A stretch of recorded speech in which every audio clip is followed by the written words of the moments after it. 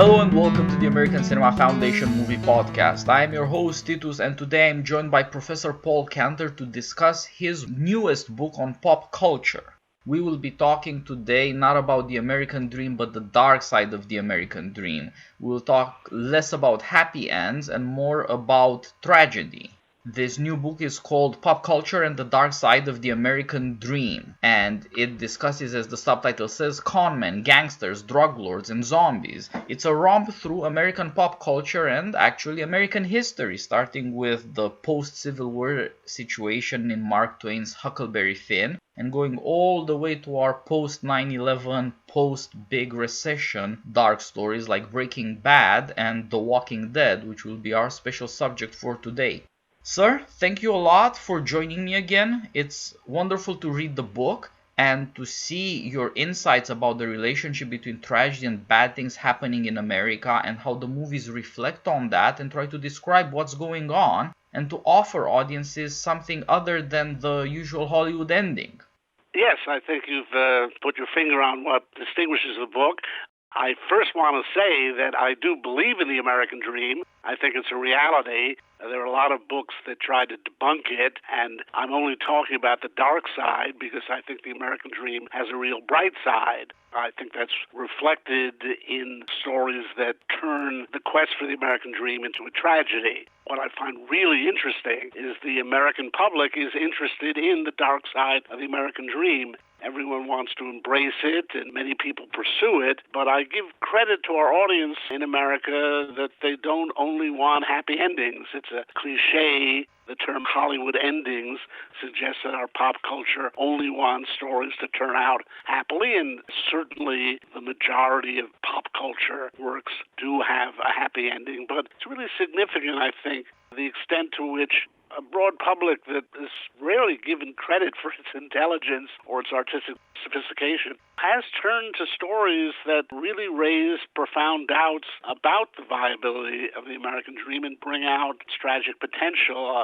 I cover Huckleberry Finn and the Godfather films and Breaking Bad and Walking Dead, but I could have done many other things. The Great Gatsby is a great story of the tragedy of pursuing the American dream. Orson Welles' Citizen Kane would be another example. Or you could go back to Captain Ahab in Moby Dick, who's a very representative American figure, someone in the whale business, which is to say the oil business.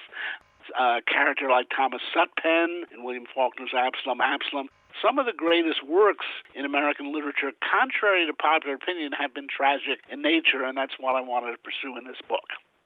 Yeah, in fact, it's only the arrival of Hollywood and then of television that really cemented the popular taste for happy endings and brought a new conformity to culture, but at the same time allowed for other institutionalized forms of storytelling that are really grimmer or more serious about hard stuff or even evil.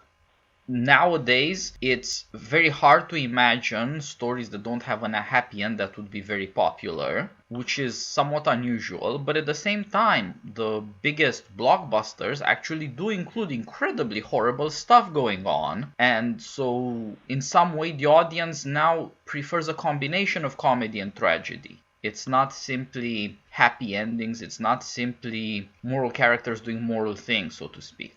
But this combination doesn't necessarily clarify the issues, what it is that sends us looking for the dark side of the American dream. You and I have already talked about The Godfather, there's a great example, and even Huck Finn to some extent, but we didn't get much of a chance to talk about Breaking Bad and The Walking Dead or the apocalypse genre that's now so popular. So I thought, sir, we would start there and look at achieving in this new global economy and the insecurity it breeds in America in this new criminal light and the possibility of an alternative to this world entirely with Breaking Bad and The Walking Dead respectively.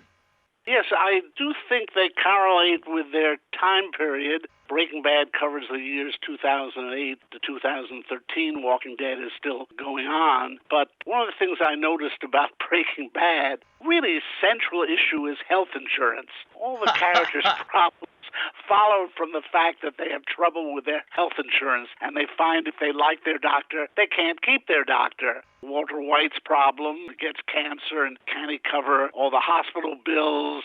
His brother-in-law, Hank, ends up in a wheelchair, and his wife's worried whether her insurance will cover that, and so on in the show. And it was, of course, the signature issue of the Obama presidency. And it's really, in a way, ironic and in a certain sense profound that the show focused on that. It is, of course, the very heart of middle-class insecurity, and that's what that show dealt with. Well, we'll get to Walking Dead a little later in this regard, but I felt the show captured perfectly its own moment of history and the kinds of anxieties that had become prevalent in the U.S., and also, in light of the economic downturn, the emergence of an underclass in America, Breaking Bad, symbolized by the meth addicts. And by the way, here is a link to The Walking Dead, because that show, too, dealt with the rural poor, the people in effect in Appalachia. In a way, both shows dealt with the new crises people were undergoing because of an economic downturn. In Breaking Bad, the way I found it best to conceptualize it was in terms of the classic American superhero myth. Walter White is like Superman. He has a dual identity. Yep. He is very much Clark Kent. By day, a mild-mannered character, a milquetoast. Everyone orders him around. No one gives him a second look. Women don't give him a second look. His students treat him with contempt. But by night, he's Heisenberg. You can call him a supervillain if you want. He's also a superhero, though. There's even a certain sense he undergoes a costume change. Like Superman, he puts on that pork pie hat, and suddenly he's Heisenberg. And I think that thinking of it in terms of the superhero myth gets to the emotional heart of this series, and why I think a lot of people responded to it as powerfully as they did, that it reflects one of the great American fantasies, that everybody thinks you're nobody and you're downtrodden, but secretly you're this great superhero, and you have these superpowers.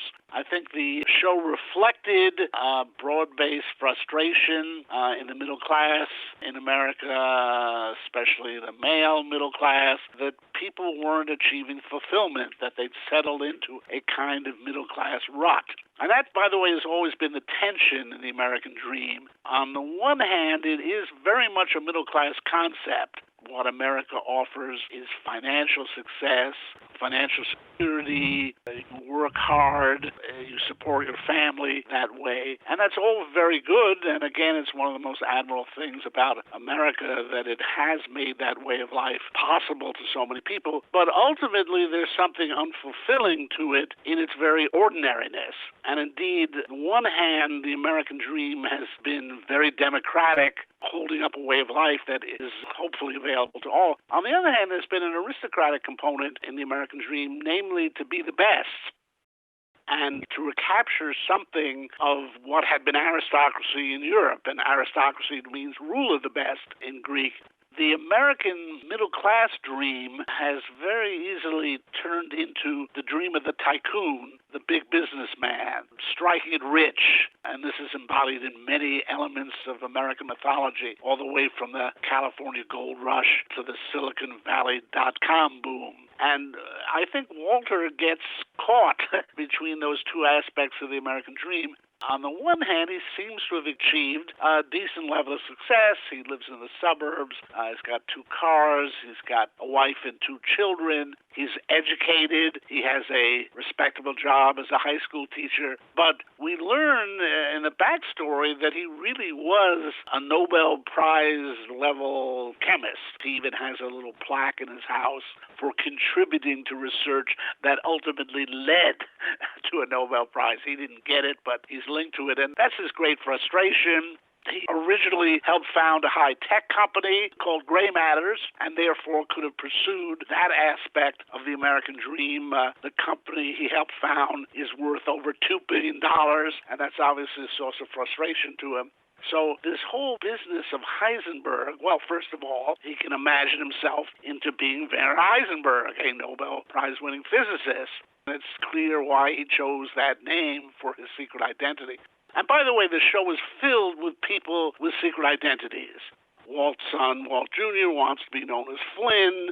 His sidekick, Jesse, in the drug business is known as Captain Cook. the head drug dealer in the Southwest, Gus Fring, masquerades as the owner of a popular fast food chain called Pollos Hermanos. So it does a great job portraying a world where everybody's frustrated and where they are not happy with who they are, and so they fantasize themselves into another role. And again, that's the great superhero myth in American culture, and here we see the dark side of it, that the role-playing, actually in most cases, is a form of criminal role-playing, and it's in fact duplicity.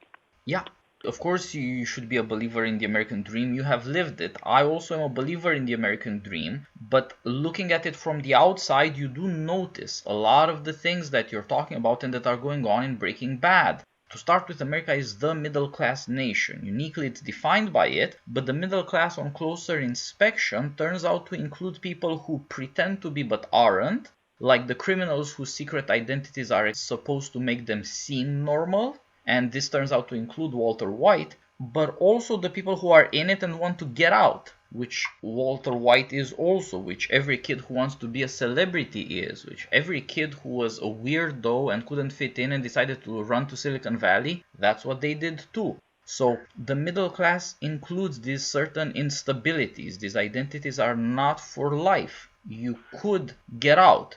Is there anything out there that would make it interesting to you? And so in terms of the American dream, the question becomes, is it that sometimes it isn't working out and we gotta fix it? Or is it that by its nature it's restrictive and there's going to be people who are trying to break off the chains of respectability, of being a law-abiding citizen? And in the modern economy, this becomes not just the problem of one individual like Walter White. It also becomes, as you put it, the problem of a lot of people who are poor and feel that the system has failed them, and they don't really know that they have any better options. The destructiveness of drugs is an image of that falling out of the middle class could be a catastrophe for you, but sometimes it feels like the last real thing. But on the other hand, the science and the business that Walter White can put into his work suggests that he has powers that he wants to use that America will not allow him to use otherwise. As you said, he got close to being famous and respectable. He got close to being successful, but it didn't work out. What is he supposed to do? Well, if times get bad, he might decide that what he's supposed to do is make the full use of his powers, because you only get one life. Yeah, the series is absolutely brilliant in the way it sets up the premise, which is that his life is proceeding along pretty smoothly when he gets a diagnosis of cancer, and he's told he has pretty much just 1 year to live. And that triggers this incredible middle-class anxiety. First of all, how am I going to pay for my hospital bills? And what's going to happen to my family, and specifically to my children, and how are they going to get an education? And so as it works out, through a chance encounter with one of his former students, who's now a drug dealer, Walter gets an idea of how much money you can make from crystal meth. And his motives on the surface, and I think in total to begin with, are quite middle class, that he only goes into it for the money. I think he calculates if he can leave $700,000, his kids can go to college. This is probably right. In that sense, it's in perfect continuity with his middle-class existence. And in fact, he misreads the criminal world. He thinks it is just a business. He thinks he can rationalize with these criminals he's dealing with, not understanding that characters like Crazy 8 and Tuco are from a different world. They are violent men. They don't just listen to reason. They get very proud about things. They're very aggressive. And so sometimes they will kill people just because they're nasty, proud, and aggressive, and not because they're making a rational economic calculation. It's kind of a source of comedy in the early episodes that Walter thinks he's just entered a business world, and gradually he discovers what the criminal world is. But that's then the interesting twist in the show, that he suddenly finds that this highly masculine world with alpha males, with very aggressive characters, is attractive to him. He's lived such a life of repression, of taking guff from everybody to keep himself going. He needs a second job, and he works in a car wash, and is tyrannized over and humiliated by his boss, Bogdan. And what criminal life fulfills for him is it gives him a sense of being a real man. One of the things I noticed in the show, I guess I'm proudest of this observation about it, and it's one of those epiphanies you have when you study popular culture, is at one point I suddenly realized the show is about crippled masculinity. There are so many images in it of men who are crippled. Walter is crippled with his cancer to begin with. His son, Walt Jr., is crippled with muscular dystrophy. His brother-in-law, Hank, who's a DEA agent in a shootout, ends up temporarily paralyzed and has to be in a wheelchair and is humiliated to have his wife wheeling him around. And, of course, the absolutely central symbol in it, which is just uncanny, is of Hector Salamanca, the drug lord, who has ended up in a wheelchair, presumably because of the stroke he had. But one of the greatest images in the show is Hector in that wheelchair, unable to speak, having to ring a bell to communicate, and this culminates in the plot to kill Gus Fring. Absolutely brilliant resolution of that element in the plot. But I began to see,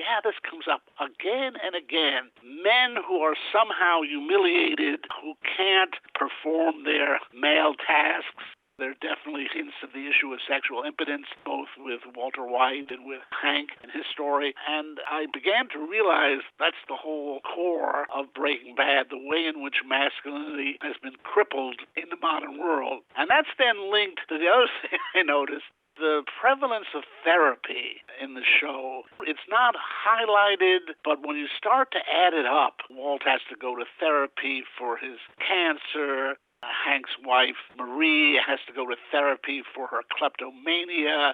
Walt at one point is supposedly going to Gambling Anonymous. Jesse has to go to therapy for his heroin addiction. And it just comes up again and again that it's a world of therapy. And in particular, that therapy has replaced religion.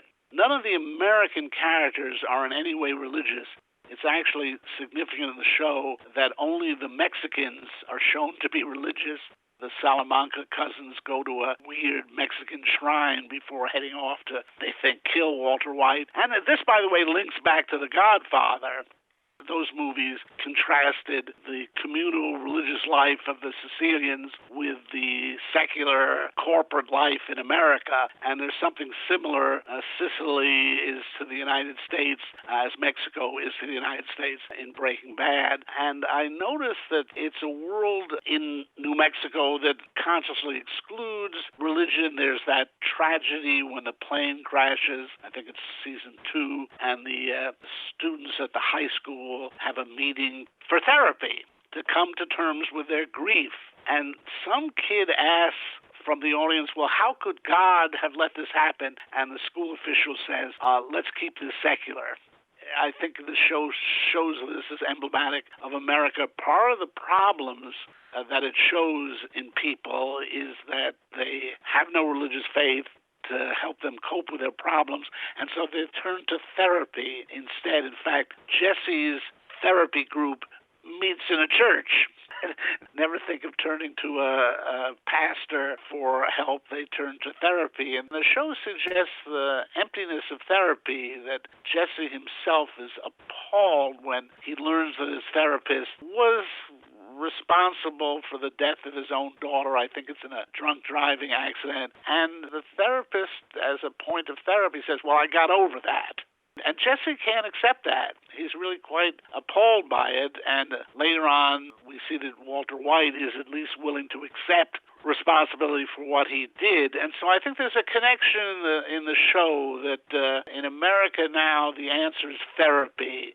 So the response to a man like Walter White would be he needs anger management classes. And they don't actually show that in the series. It would have been too perfect if they'd done that. But the idea is you take this masculine aggression and you want to get rid of it. I mean, traditionally, and this would be the great theme of the Homeric epics, and I'd argue of Greek tragedy and much of Shakespeare, is you've got to channel this masculinity, this manliness, into something productive, to turn spiritedness into public spiritedness, so that you would engage someone's aggression in some kind of public cause. It's the traditional notion of what the military does. But this is a world that doesn't allow any expressions of masculine aggressiveness. It's a world with a lot of passive aggression. And it even comes up in Walt's behavior as a teacher, that he knows he's too good to be teaching high school chemistry, and so he actually is very snarky and sarcastic with his students. I came to the conclusion that much of what's going on in the show is the frustration of masculinity in a world that is trying to condemn it as toxic. This horrible phrase we have now, toxic masculinity. I mean, what we call toxic masculinity was Achilles. I mean, we called heroes in the epic world and the tragic world. And so it's very interesting that in the show, the most masculine men turn out to be criminals. Now, that's not good. It is not healthy that their manliness should be expressed in the form of criminality. But what you see in the show, what are the alternatives?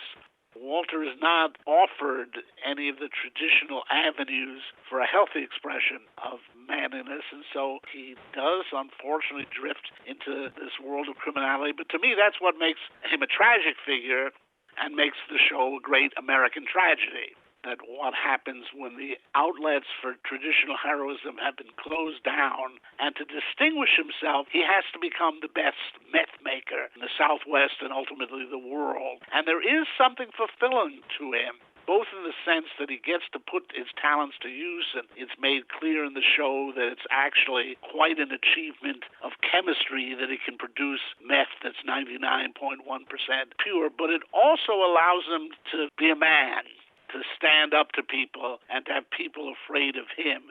All his life, he's been a coward. He's let himself be pushed around by everyone around him. And his great moment is the speech when his wife Skylar is worried that he's in danger, and he says to her, "I am the danger. I am the one who knocks." She doesn't have to worry about someone knocking at the door coming to kill him. He's the one who knocks now.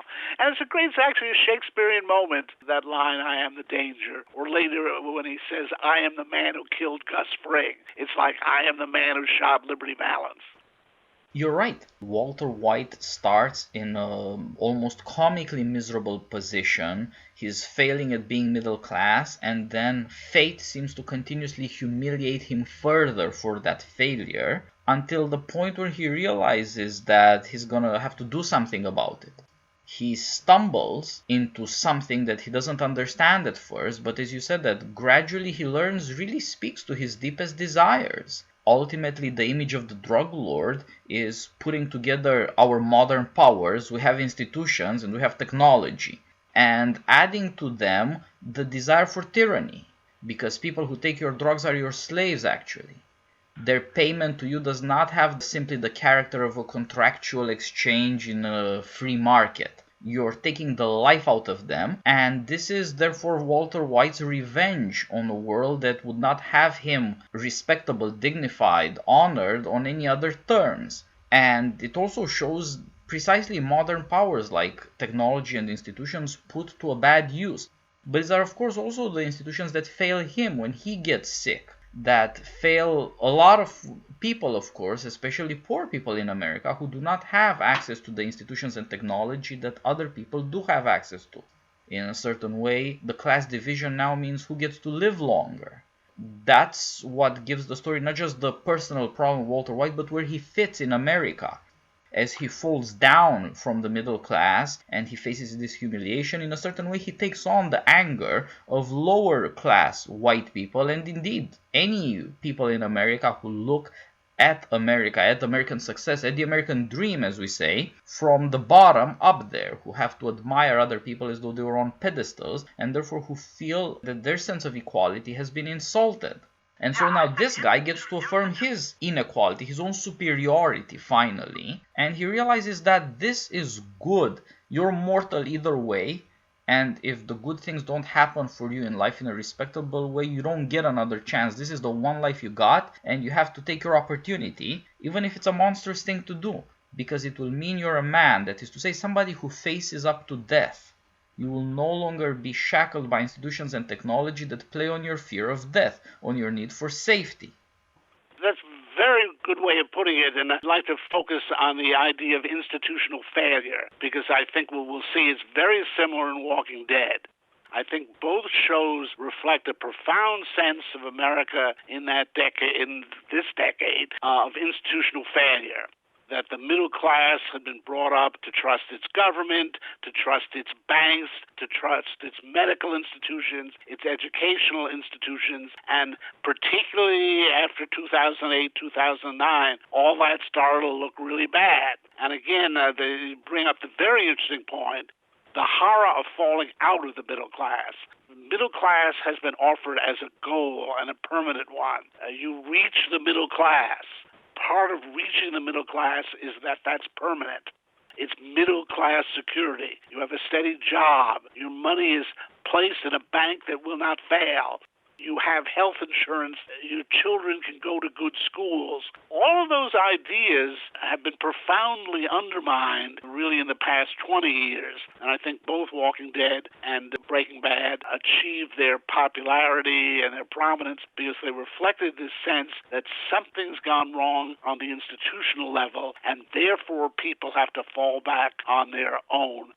And in Breaking Bad, it's particularly interesting that there are no institutions that are offered as dependable, and that includes the DEA, the proxy for the federal government in the show. Normally, in this kind of story, there's some good guys facing the bad guy. One reason I objected to people who call Walter White a simple villain, just the bad guy, is give me an example in the show of someone who's better than Walter White. Hank, the DEA agent, is, I believe, the most reprehensible character in the series. Now, I've taken a lot of flack for saying that because people think, well, he must be the hero. He's the police. He's the Elliot Ness figure, but he's not an Elliot Ness figure. He's a braggart. He violates the law repeatedly in the show and himself comes to recognize it. He's a coward. When he's promoted and sent to El Paso to the front line of the drug war, he sees some colleagues blown up and he throws up. And he just loses it, basically ends up with post-traumatic stress disorder. And so you would think, and it would be typical of such a show, to represent the DEA in a good light or the FBI or whatever. But in fact, the show undermines the authority of the DEA by showing they're just cowboys, they're just out for their own glory. They disregard the law. Unfortunately, we have Saul Goodman there, the great lawyer, to point out when the DA is violating all its constitutional rights and so on. So you would be very hard-pressed in Breaking Bad to find any institution that holds up to any kind of critique. And that, to me, is very basic to the series. And again, it's related to The Walking Dead. And it's particularly reflected in what I'll call the Wild West aspect of the show. This is something I trace everywhere in my book. Basically, I connect the American dream to the Wild West. So I was particularly surprised to figure out in the Godfather movies that Las Vegas is the Wild West. Like all good American stories, the Godfather stories ultimately say, go west, young man. But Gilligan brilliantly exploits this in Breaking Bad. He uses the New Mexico setting. Much of the cinematography is straight out of John Ford, and Vince Gilligan has said that in discussing what he does in the show. And the Mexicans, again, the Salamanca brothers, show up in classic Mexican outfit. They got the spurs on their boots. And there's a strong sense that what has happened to Walter White is he began in suburban Albuquerque and he ends up sort of in Monument Valley of John Ford, where suddenly he's in a much more elemental and primal environment where men are men and they face each other mano a mano. There are scenes in the show that are quite self-consciously staged as gunfights. And so the show reflects something that, again, we can talk about in Walking Dead. What it recognizes is a breakdown in institutional order, and that's terrible. And it makes life really miserable for a lot of people, and it's threatening and it's dangerous. On the other hand, it is liberating. The safe domestic order that Walter White had been living in all his life was also stifling for him and really bundling up his energies and not giving them self-expression. So the breakdown in order, which leads him into the criminal world, does open up a series of possibilities for him. Now, again, as I always have to say, I'm not recommending going into the meth business, and I think the show does a great job of showing how horrible meth addiction is. that episode Peekaboo is the greatest anti-drug commercial ever filmed, but it is paradoxically and tragically true that this kind of breakdown in institutional order does allow for the release of certain human possibilities that had been dammed up. And again, this is why the Wild West figures so prominently in American popular culture. It is where we turn for our Homer, for our Homeric heroes, who, by the way, lived in a lawless, non-political world in just the sense the Wild West was. And we consistently look to the frontier in our pop culture mythology to find a place and a time when people could be heroic because they had to be self-reliant. And that's the point about Walter White, that having been the utterly dependent person he was, incapable of standing on his own or making his own decisions. Personally, I think that's why he lost out in the high-tech company, that he wasn't up to the courage you need to be an entrepreneur. He thought, I'm a great chemist, I've got the science, I can be a businessman, but what he's lacking, I'm guessing, is the courage of putting his money at risk. So he allowed himself to be bought out for $5,000 in a very middle-class way. $5,000 is $5,000. What do you think, this company is going to be worth $2 billion someday? It takes a real entrepreneur to have the courage to pursue that. So anyway, in that sense, he does even become entrepreneurial by going into the drug business. And he starts to think like an entrepreneur. Well, what does the public want? And how can I produce it? And how can I produce it cheaper? And so on. So that's the sense in the series, and I think a lot of other series at the time, particularly the apocalyptic narratives, that this is the way you free something in the human soul.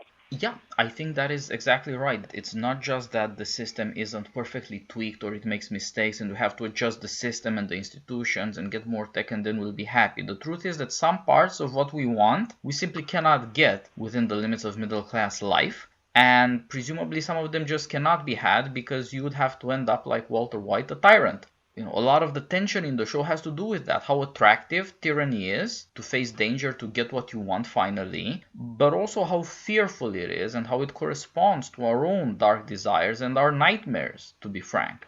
And you're perfectly right that the setting for that in America is always the Western. The Western starts with, James Fenimore Cooper and The Last of the Mohicans back when the frontier was on the Ohio, but it's always allowed Americans to see one side of this frontier is civilization, on the other side, nature. And that allows for the revelation of more possibilities that speak to us than we can actually have in our societies. They reveal certain things about us that then we will have to deal with if we realize what they truly are. Reading your chapter on Breaking Bad, the thing that struck me more than anything else is that Walter White is basically Hank Morgan. This is a Connecticut Yankee in King Arthur's court, another tech-savvy guy who's manlier than he realizes. I mean, Hank Morgan in Mark Twain's book ends up in the past because he gets knocked out because he got into a fight. He's not just the engineer he presents himself as. He's actually a very spirited guy, secretly as it were. He's not aware of it himself. But he goes back into a past, in this case the past of the Western, where he can be the boss, where he doesn't want to take guff anymore, and he doesn't have to now, where he can use his unusual scientific powers to boss everybody else around. That's wonderful. That's the best interpretation of Connecticut Yankee King Arthur's Court I've ever heard, and I've come up with one myself, and yours is better.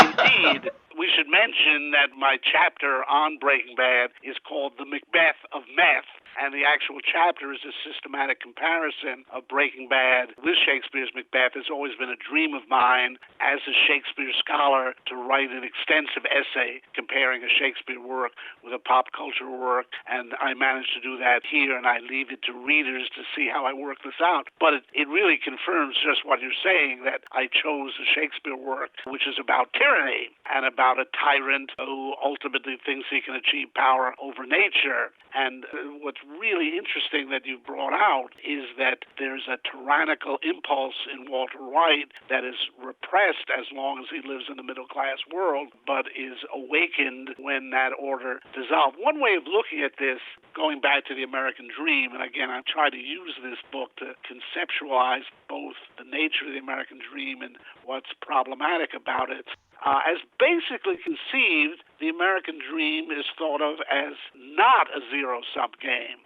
It's offered as something that is achievable by everybody, and in that sense, democratic. And indeed, there's no reason why everyone can't have a comfortable, secure, middle-class life. That's what the United States has proven, even though it's not done it perfectly, but it brought more people into the middle class than any country had ever done before, and that was based on democratic capitalism. Both democracy as a form of government, but also capitalism as an economic system, which indeed brings out the economic common self-interest that people have and why they can live together and why they will prosper if they live together in peace. But there's this other side to the American dream, which is a lingering aristocratic component that it is a zero-sum game, that is not enough for everyone to be rich. There's still a sense, I got to be richer than anybody else. The American dream has two incarnations.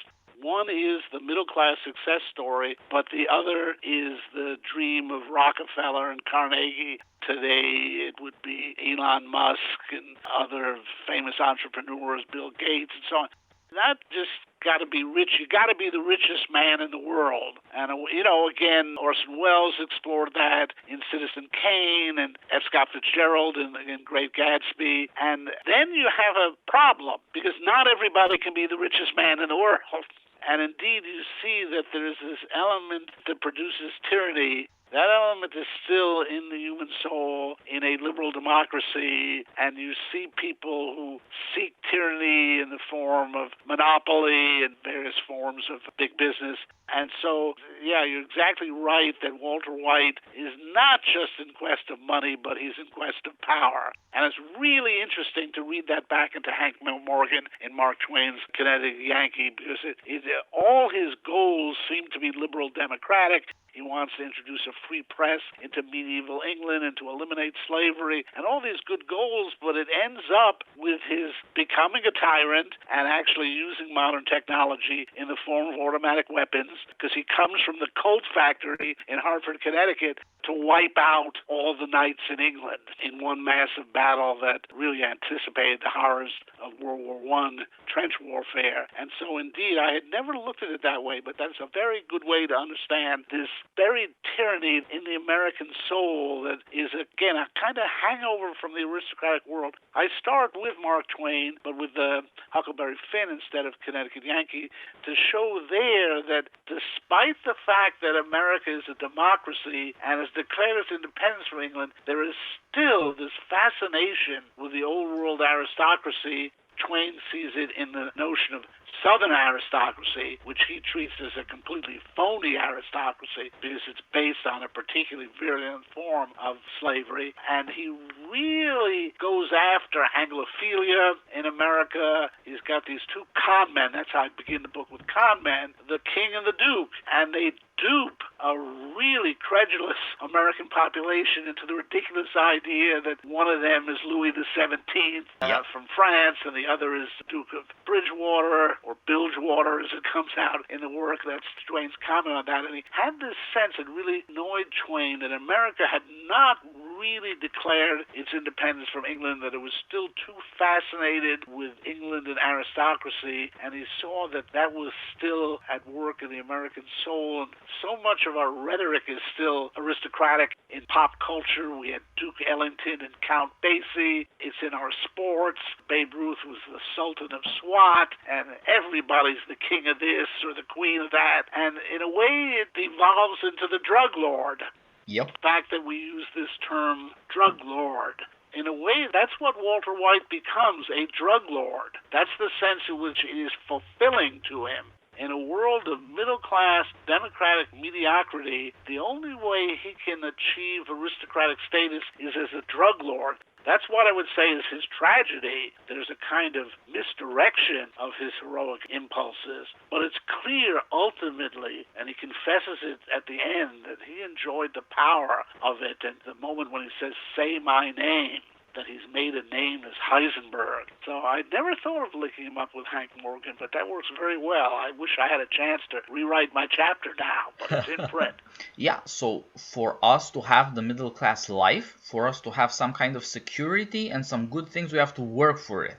Now, the problem with that is that the work is inherently competitive and somewhat uncertain. You don't know what's going to produce value. You don't know which way the popular taste will turn. You don't know what is going to pay off. You have to take a lot of chances, but for no clear results. And so this creates a mass desire for safety, but it also creates a certain sense of humiliation and resentment at missed or lost opportunities, and it encourages people to distinguish themselves as much as possible, if it is at all possible, to look like they're a different species from the common American. Hence the interest in American entertainment elites to parade themselves as aristocrats, which was typical in silent Hollywood, and as English aristocrats in talkies Hollywood in the 30s and 40s, or nowadays some celebrities just transform into freaks of various kinds to show that they are from a different species, they live in another world, that they don't play by the rules of middle-class society, and that they deserve all the gawking, all the attention, all the deference.